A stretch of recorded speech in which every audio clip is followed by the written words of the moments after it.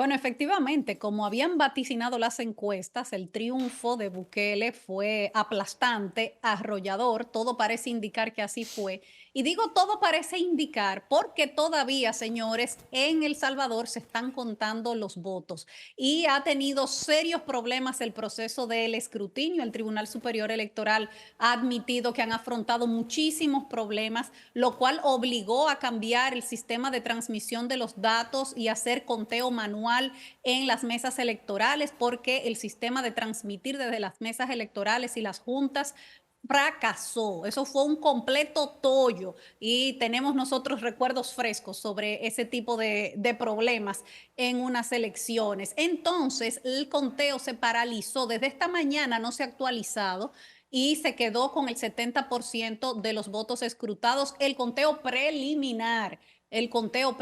Pero ese conteo preliminar con el 70% de las actas escrutadas, pues dan una idea efectivamente de cuál va a ser el resultado final. Bukele acumulaba más de 1.600.000 votos con ese 70% escrutados. Y figúrense ustedes, los que quedaron más cerca de él, con el conteo como va hasta ahora, El porque repito, es FMNL, conteo preliminar, nada. no llegan ninguno a 140.000 votos. Por lo tanto, la diferencia es arrolladora, sin duda alguna, así lo fue. Sí, señor. La verdad es que, miren, hay muchas personas y muchos periodistas. Él ha atacado en varias ocasiones a la prensa, lo hace cuando se hace rueda de prensa que vienen, de hecho, en el día de ayer, cuando se estaba votando, él hizo una rueda de prensa pocos minutos antes de cerrar la votación, que era a las 5 de la tarde, igual que aquí. Y él ataca a los periodistas porque los periodistas lo cuestionan. Se cuestiona desde los Estados Unidos, se cuestiona desde la Unión Europea, se cuestiona sobre todo desde el punto de vista de los derechos humanos, porque el pulgarcito de América, porque hay que decirlo, es uno de los países, uno de los países más pequeños. No puede decir que es el más pequeño, porque creo que Belice es más pequeño.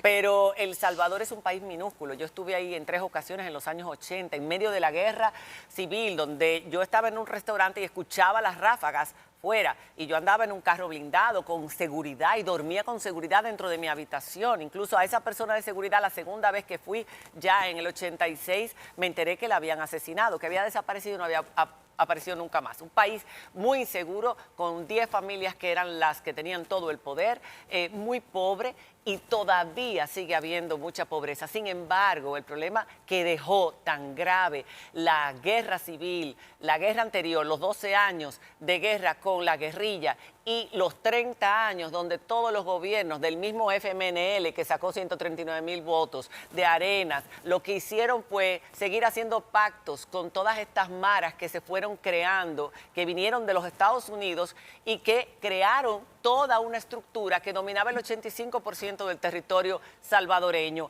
a fuerza de homicidios, extorsión, sicariato, narcotráfico, un sistema de explotación. No había libertad de tránsito, la gente no se podía mover de un sitio a otro.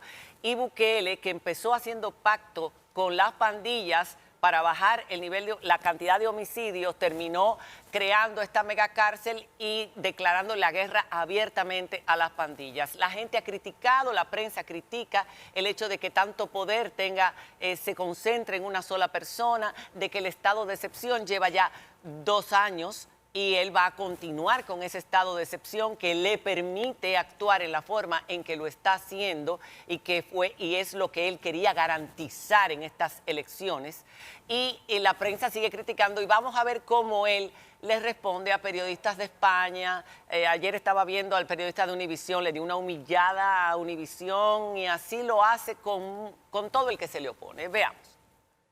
He sido un periodista español. ¿Por qué quieren desmantelar la democracia?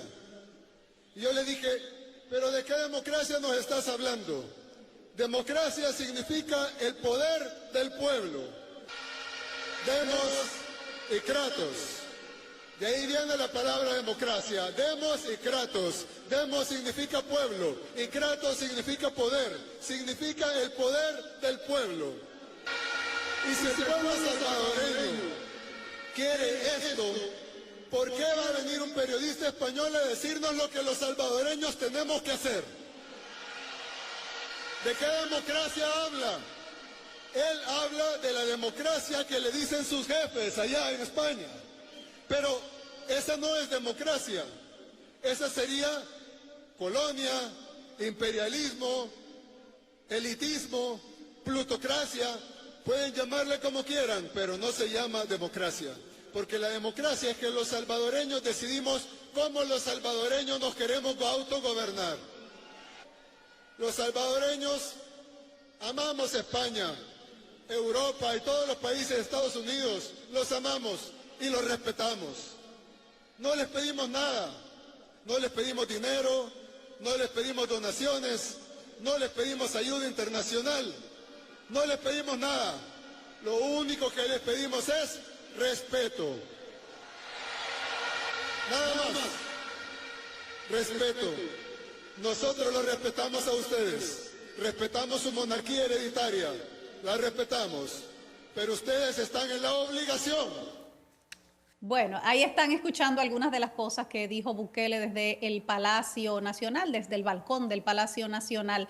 Y esos cuestionamientos, María Cela, vienen no solamente por el tema de los derechos humanos que tú mencionabas, sino también por el tema de la Constitución. La Constitución de El Salvador prohíbe la reelección y ahora él se va a convertir en el primer presidente en gobernar ese país por un segundo mandato consecutivo, porque su Congreso, recuerden ustedes que él tiene mayoría, su partido tiene mayoría, pues nombró varios de los jueces de la Sala Constitucional, la Asamblea Legislativa, que luego fue la que hizo una interpretación de la Constitución que le dio luz verde a esa candidatura de Bukele. Por eso son los cuestionamientos de la prensa internacional sobre el tema de la democracia, el tema de la Constitución. Los cuestionamientos de la prensa internacional no son de ahora. Vienen desde hace mucho tiempo. Claro, pero la Constitución no fue ahora, sí. Esa interpretación no fue ahora que la hicieron, se lo están haciendo desde hace mucho tiempo, recuerda tú no, desde el principio de su gobierno, ¿recuerdas? Cuando entró con los militares al Congreso, eso fue desde el principio de su gobierno. Bukele definitivamente se ha convertido en un fenómeno, para bien según algunos, para mal según otros.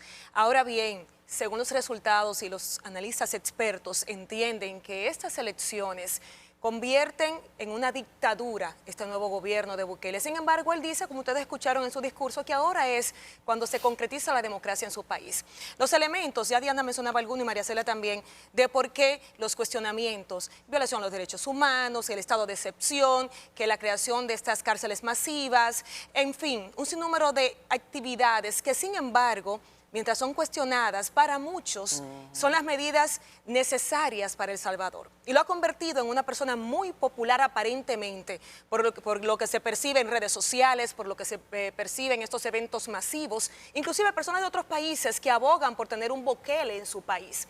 Ahora bien, ¿esto será positivo o no? Tiene todas las características que ya resaltan a nivel internacional los expertos políticos de que parece una dictadura por violación a la Constitución, porque se concentra todo el poder en una sola persona.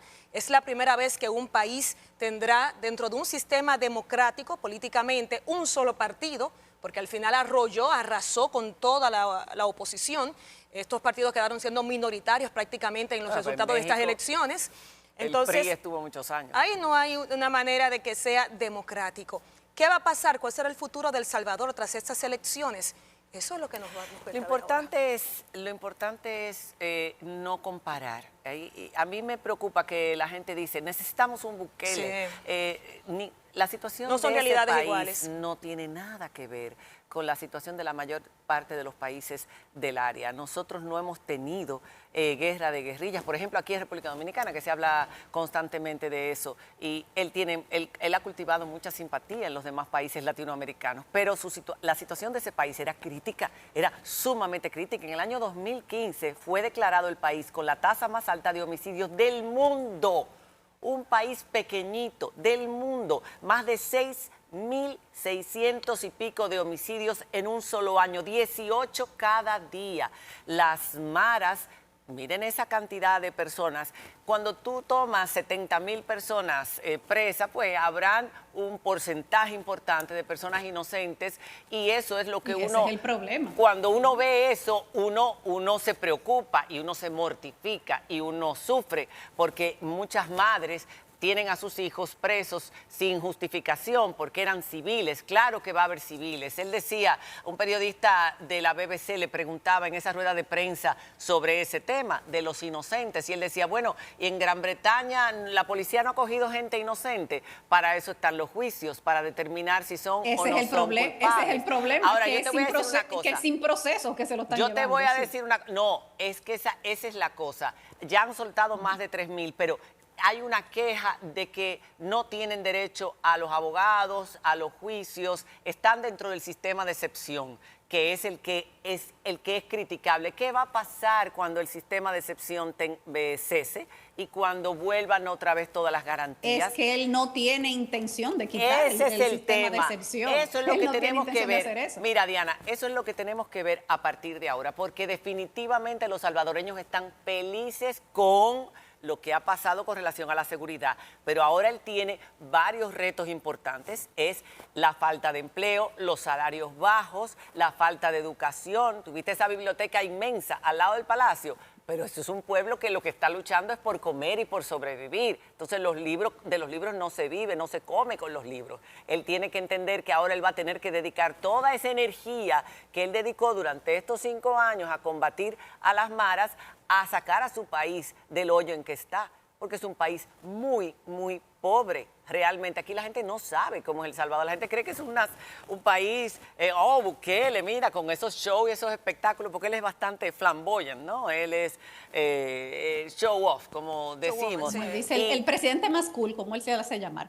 Más Mira, cool. Dictador más cool. Pero yo no le Pues llamaría ahora- dictador. ahora sí. Vamos a ver, porque cuando el pueblo está, y se nota que el pueblo está, se han hecho muchísimos reportajes muy interesantes de gente completamente independiente, el pueblo está a favor de él, votó masivamente por él, quiere que continúe con este trabajo. Vamos a ver ahora en estos próximos 5 años qué va a pasar con él, si él va a poder dejar un Salvador con las bases establecidas para el desarrollo y retirarse, o se va, como puede pasar cuando una persona concentra todos los poderes, que es que se le va todo a la cabeza y ya se sienten que son los dueños de ese país y que sin ellos el país se va a pique. Vamos a esperar a ver qué va a pasar ahora con El Salvador, pero definitivamente la gente está muy contenta con que ahora puede salir a la calle, puede irse puede ir a disfrutar. Yo quiero leer, antes de cerrar este segmento, yo quiero leer esto, que yo le tomé una fotografía, porque yo estaba viendo los comentarios de la gente debajo del discurso, debajo de esto y de aquello. Señores,